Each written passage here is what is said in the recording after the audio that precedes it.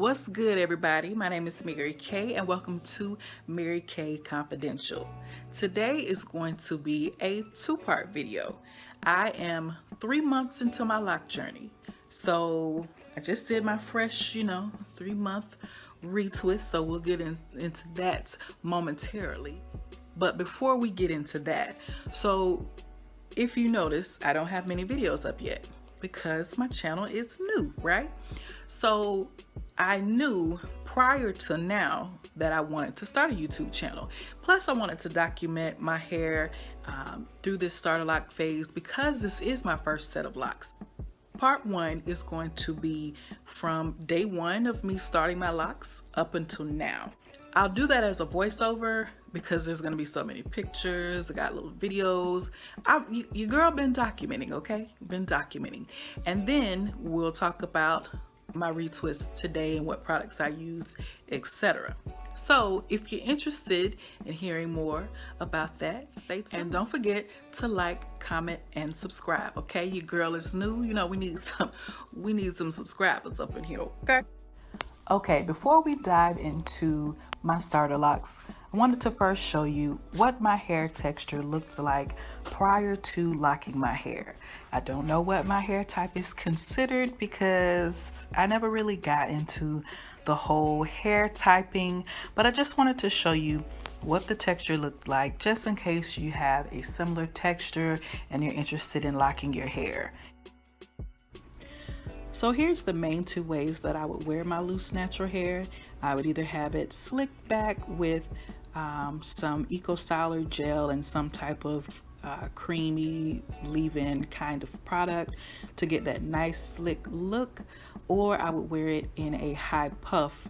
Now the high puff, I would just basically separate my hair overnight into big twists so that it's nice and fluffy in the morning, and I would just add a little bit of gel along the edges and just brush the hair up into place and add the scarf on and go about my day. So both styles were nice and simple and easy to go about.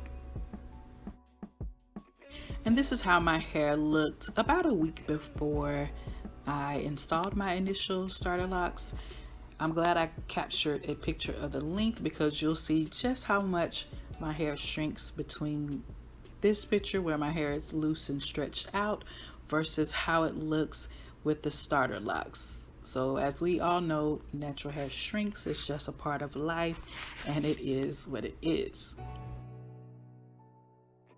Now this was me just being a tad bit goofy. You know, this was my last time that I would be washing my hair while it was loose, and so I just wanted to capture the moment to look back on because I don't intend to go back to being a loose natural. I'll never say never, but it's not my intentions at this time to be a loose natural again. Now for the fun part, or the not so fun part for me, I was completely stressed because I had never done starter locks for myself or anyone else. So I was concerned about getting the size right and getting the parting just so. I knew I wanted a middle part completely from front to back and a couple of particular parts from side to side within the locks. Once I was done, I wasn't sure how I felt about them. I mean, they definitely were little stringy little noodles, and I just didn't know if I was going to enjoy them. Like, should I have went to a professional instead? Like, how is this going to work out? I'm not sure about this. I was a few days in at this point, so I was starting to feel them a little more. As you can see, the shrinkage was definitely real. Let's fast forward to day 10. Day 10, my roots were looking super duper frizzy and my hair was just coming loose, and I wasn't sure if my hair was going to be receptive to this process. So I got some twist and lock gel because when I initially did my locks, I only used a rose water blend, which I'll discuss in part 2, and sweet almond oil. But my hair needed something more. It was just not holding together. So I got the gel, and that made a big difference. Now, I did not washed my hair at day 10. I just slightly dampened it and added the gel as I went along to reinforce the locks. And as you can see, they look so much better. By week 3, my hair was back frizzy at the roots, and I just didn't know if I was going to make it. So that particular week, I just wore different turbans. I only needed to survive a week to make it to that first wash and full retwist. So at this point, we finally made it to week 4, and yes, it was really looking that wild and that crazy up under that turban. However, about 1/3 of my hair in the middle had already started with its first bud, so was well on the way to getting these locks formed and looking like real locks.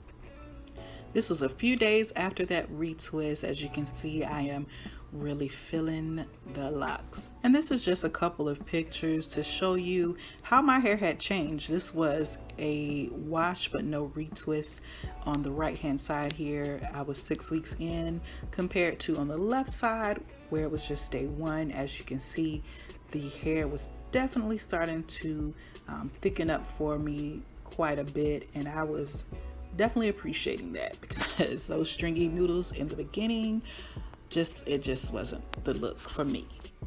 So these two pictures, neither was taken to be a comparison photo, but it actually just worked out that way. This is day 2 versus about 6 weeks into having locks. As you can see, the length has changed drastically just that fast. Like, I honestly wasn't expecting it to be progressing this fast. Some of it, I think, is the fact that I learned better clip placement as well, so that is a major contributing factor as well. And here's just a few photos of me feeling myself right before I did my month 2 retwist. As you can see, month 2 was looking somewhat similar to how it looked at the 4-week mark, but definitely less frizz. The roots weren't trying to unravel because, most of it already had that first bud. And here is that month 2 retwist. As you can see, I got dolled up because I was feeling myself, okay? Feeling it. Most of my hair, probably I would say 50 to 60% of my hair had 1 and in some cases 2 buds, and then I just decided to put part of it up. Now here I am just showing you a comparison photo to see how much my hair has changed from the initial start up until the 2-month mark.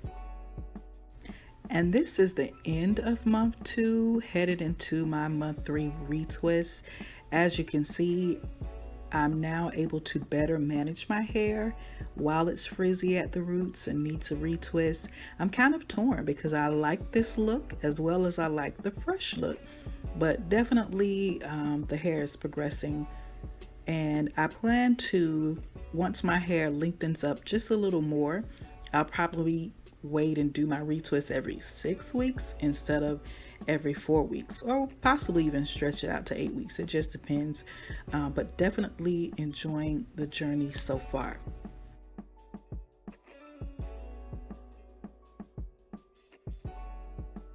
All right, guys, so that was part 1 to let you know about my lock journey from day 1 up until now, where I'm at 3 months at this point. And I hope you enjoyed the video. Don't forget to like, comment, and subscribe. And of course, once you're done with this video, I want you to get into part 2. Part 2 will be linked below so you can see my retwists and where I am with my locks now.